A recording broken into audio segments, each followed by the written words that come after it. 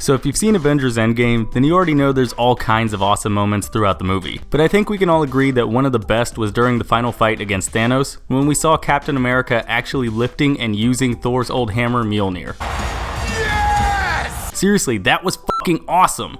And about time too. I mean, come on, they set it up back in 2015 with Age of Ultron. It was only a matter of time before we finally got to actually see it happen. Now, having said all that, I realize some of you guys might not have seen the movie yet and might potentially get upset that I'm talking about Endgame spoilers again. But considering how the movie's been out for about 2 weeks now, and that some of the actors and even the Russos themselves have said they were going to start posting spoilers now that the movie's past the spoiler ban date, and that Sony's going out of their way to make sure Endgame is spoiled for as many people as possible, I feel like trying to avoid directly talking about anything specific that happens in this movie is starting to get into that waste of time area. I mean, come on, it's been out for like 2 weeks. You guys have had plenty of time to see the movie by this point. Anyways, going back to the main point of the video, as cool as it was to finally see Captain America using Mjolnir like he has a few times in the comics, I have seen a lot of people wondering how he managed to pull this off in the first place. Remember that party scene in Age of Ultron that I mentioned earlier?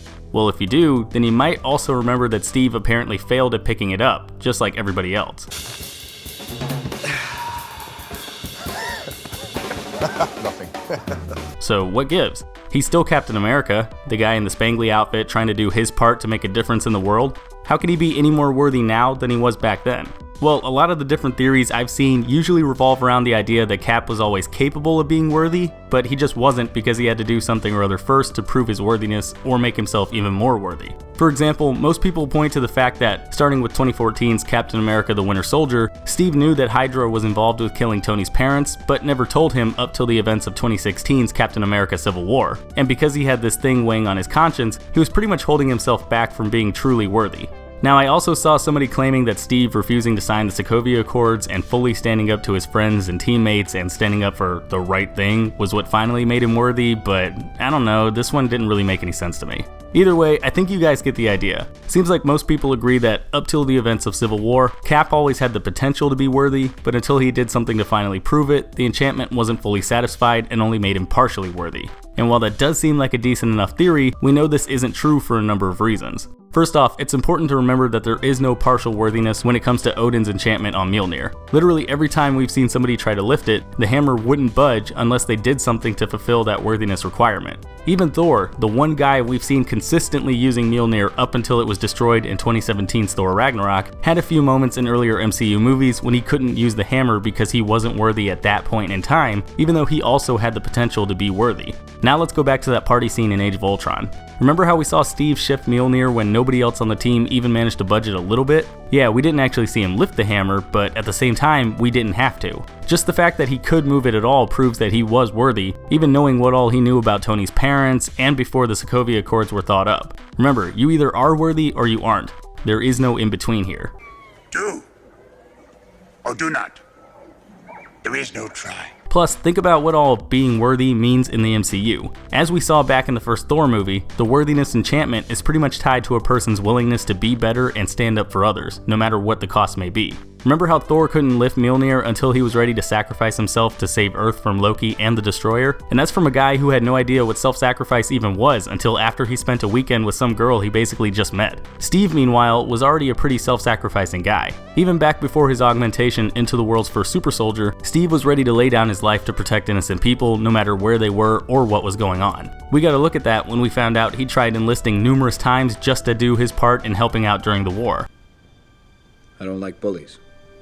I don't care where they're from. During the theater scene towards the beginning of the movie when he got punched in the face, and during the boot camp scene when he immediately dove for the dummy grenade and tried to use his body to shield everybody from the blast. Is this a test? And on top of that, we know thanks to Dr. Stanley Tucci that the Super Soldier Serum enhances the user's personality traits, thereby making Steve even more of a good person and, therefore, more worthy. The serum amplifies everything that is inside, so good becomes great. Bad becomes worse. That level of self-sacrifice and putting others before himself is why Thor said, "I knew it" when Cap lifted Mjolnir during the fight against Thanos in Endgame. Being his teammate on the Avengers, I figured Thor might have already had a pretty good idea that Steve could be worthy, but it probably wasn't until the party in Age of Ultron that he finally started to figure out what kind of person Steve is. Really though, the biggest, and honestly only, proof we need that Captain America was always worthy to wield Mjolnir is in a comment from Age of Ultron's director Joss Whedon from back in 2015. During a Q&A, a fan asked Joss why Cap couldn't lift Mjolnir during that party scene and if that meant he wasn't worthy, to which Whedon responded, "Is he not? Are we sure? Did he fail or did he stop?" Now, I don't know about you guys, but on top of everything else I've mentioned here, this suggests to me that Cap was always worthy to wield Mjolnir, regardless of what all he knew about Tony's parents, regardless of any negative thing he did before and after going into the ice back in 1945. Honestly, this really shouldn't have even been a question. I mean, from everything we've seen in all of his appearances in the MCU, we already knew Steve was always a noble guy and always possessed the right qualities to possess the power of Thor. Seriously, the only question left out of all this is, if he could always pick up Mjolnir, then why wouldn't Steve lift it and show it off for everybody during the party? Well, that right there, that's exactly why he didn't do it. Steve isn't that kind of character. If anything, he probably just tried to pick it up to prove to himself that he could, but stopped when he realized he could pick it up, either because he didn't want to rub it in anybody's faces or embarrass Thor. Of course, all that goes out the window the second a giant purple alien starts trying to wipe out half of all life in the universe for the second time. Seriously though, who really knows or cares why he decided to not pick up Mjolnir back in 2015? All we need to know is that Steve always could, and if he ever comes back to the MCU in some way or another, we might get to see him do it again. Anything's possible, right?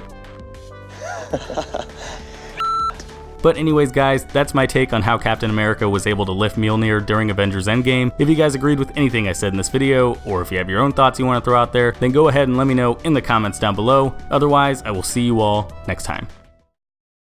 Hey, thanks for watching. If you like this video, then go ahead and click that like button, and if you're new, maybe consider clicking that subscribe button too. I've also got links to my Facebook, Twitter, Twitch, Instagram, and Patreon in the description. You should probably check those out too. And if you want to see more of my content, then you can click the link to my last video. It's right there in the middle of your screen. Alright, and I will see you all next time.